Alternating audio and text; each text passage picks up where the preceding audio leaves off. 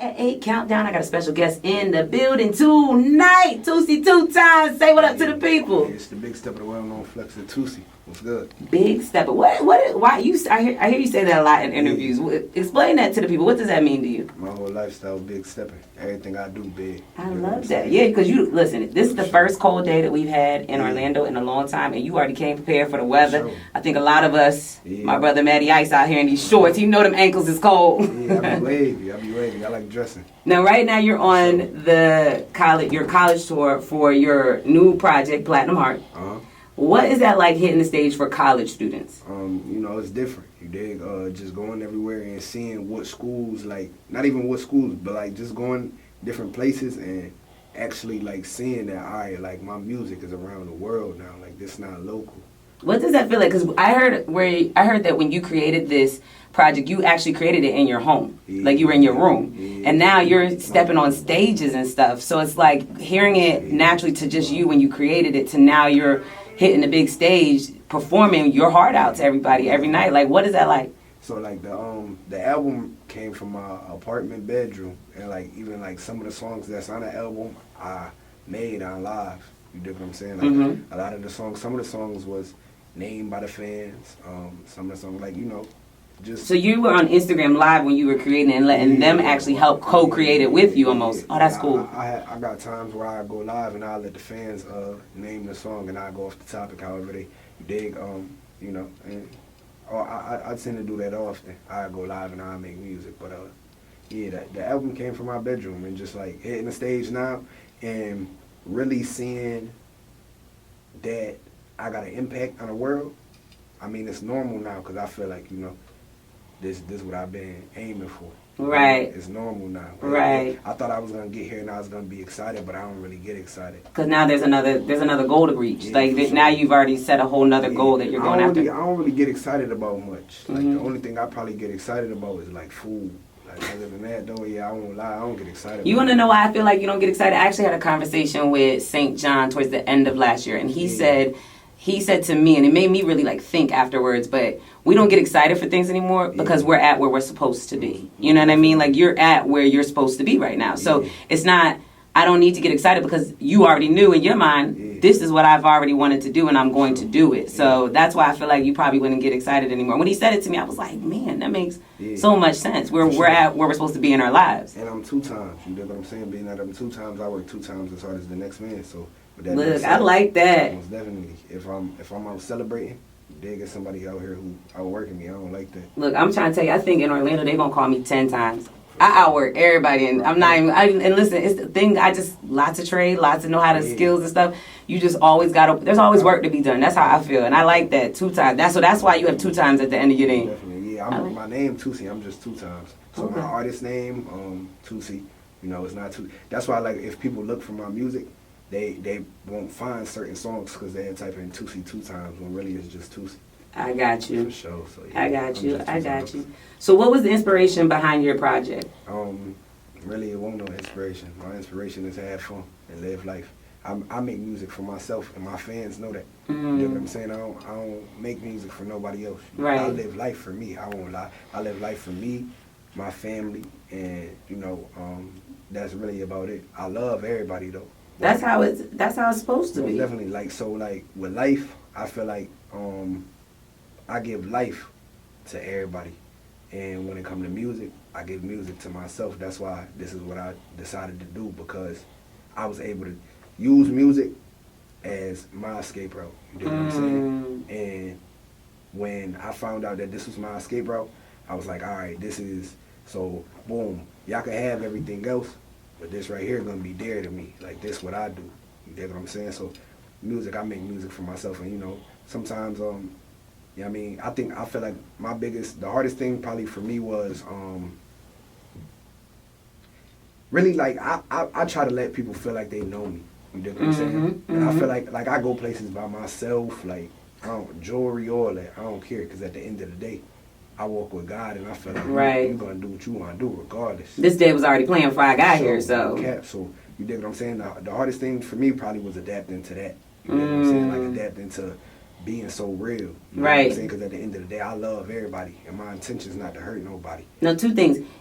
two things. First, I want to backtrack for a minute. So what were you escaping from? What was the escape from music? What were you getting away from? Because you're originally from Syracuse, New York, but you grew up in North Carolina? Most definitely. Okay. So like I grew up, well, I guess you could say grew up. You did, because I moved to North Carolina when I was 13. So I done been through a lot though. You know what I'm saying? What was the transition like? Because those are two different types of it. So what was the transition like from living from up north to down south? Because that would be considered south. And then how does that translate, I guess, in your music style as well? Because I always loved going south because it was a different type of music. So I got to take that back and give it off to people in Philly and be like, y'all ain't got this. And then the same, I would go down there and take Philly music. So what is that transition like for you? So it's a little bit more fast paced where I'm from. You dig what I'm saying? Right. I grew up fast. Right. 13, I was raising 3 kids. You dig what I'm saying? Like, you dig what I'm saying? So I grew up a lot faster than the average. That's why I don't party.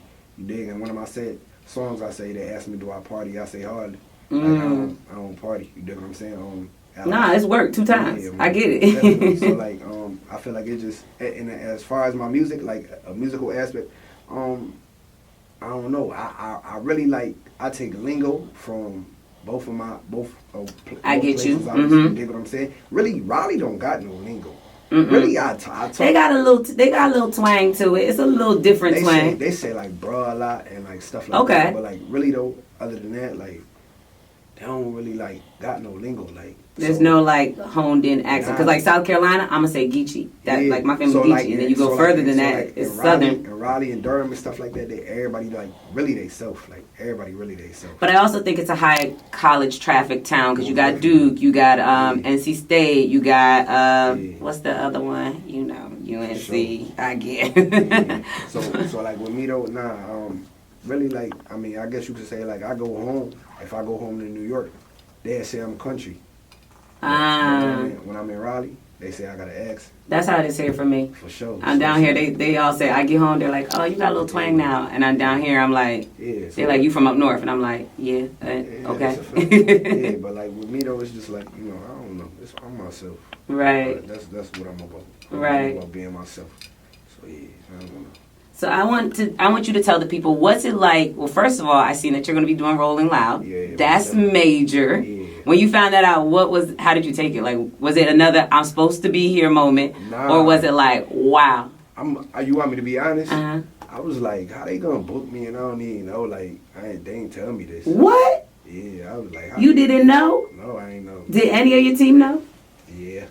But you didn't know. Nah, I'm like, I thought none of my team know. So I'm like, yo, bro, how y'all gonna put me on this and I ain't I ain't get no I'm gonna do it though. Right. It's Rolling Loud. I'm gonna do it. I was like, nah, but I won't lie. That was one thing I did get excited about. I won't lie.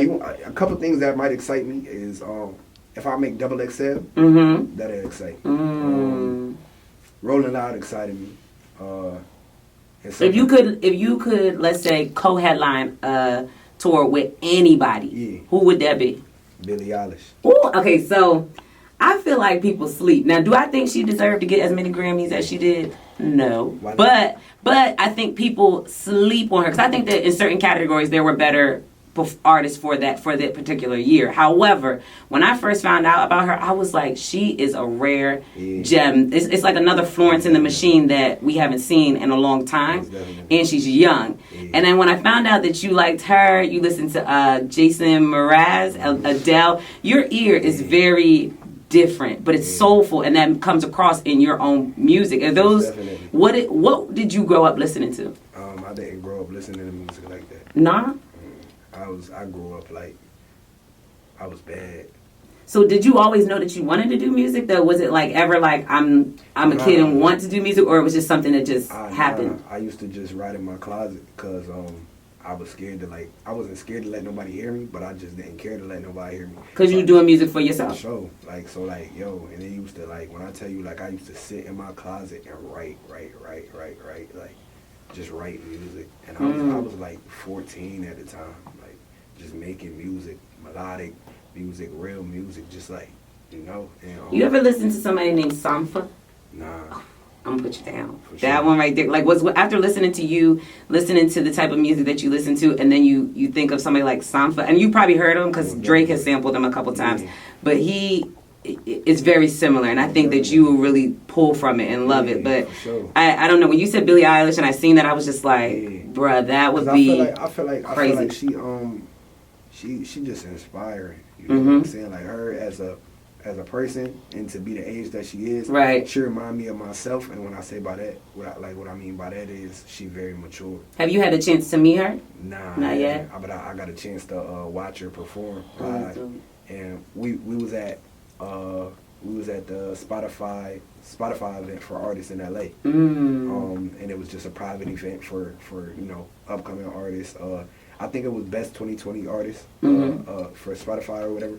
So we was there, and I got a chance to watch her, and I'm watching her perform, and I'm like, yo, like she remind me of myself. Like she just so real, like authentic on stage, right? Authentic at all times. And I like that she don't care what she don't care what people receive of what she has to say. And sometimes she'll sing about the negative things that nobody's supposed to talk about. Right. But I think it's effective for people to know certain preventions and things like that. If that makes sense. Like when she was performing, she was like, she told the crowd, like, straight up, she like, why y'all clapping? I ain't even do nothing yet. Right. Like, facts. I'd be the same way. Like, why y'all love me so much? Nah, I would love to see you guys do something like, actually, you spoke it into existence probably before this day, but now you continue to speak it into existence, manifest it.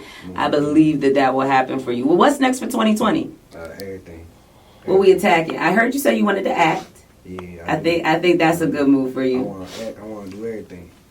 I want to act. I want to invest in real estate. That's what I'm going for. Right. And continue to make music. I'm with it. Sure. Now you also went on tour with obviously the baby. Listen, we love the baby here at 104.5 The Beat. He's definitely done our Juice tour with us. That was a lot of fun. And that's big, bro. Yeah. So what is you guys' relationship like, or your friendship? To be honest, like just so the world know, I want the world to know straight up. Me and Baby don't talk like that. Got you. Okay. Like Baby rock out, do his thing. I rock out, do my thing. And he might tell me, bro, because we got the same CEO, Arnold Taylor. He might tell me, bro, like, tour, let's get it. You dig? I'm there. I come to some dates. I rock out. Nice. Dap him up. I see him. Dap him up. He go his way. I go my way. But other than that, I appreciate him. He a real big inspiration. For sure. Definitely. And it seems as though you've done shows with a lot of big artists, like even Summer Walker. What was that like? Even the sound of you two, like I can understand why you would do a tour with her. Yeah, it was nasty. That seems like that would be a vibe. Summer Walker tour was nasty. We missed that. For sure. It was nice though. It was nice. I like that tour. So that's something like you would want to do more like that in the future. Yeah, for sure. Yeah. It was too many girls. There's ladies out there for you. Oh my God. Well, I'm gonna have to pull up on the next tour stop when it's you and Summer Walker. We might have to go out there together. For sure.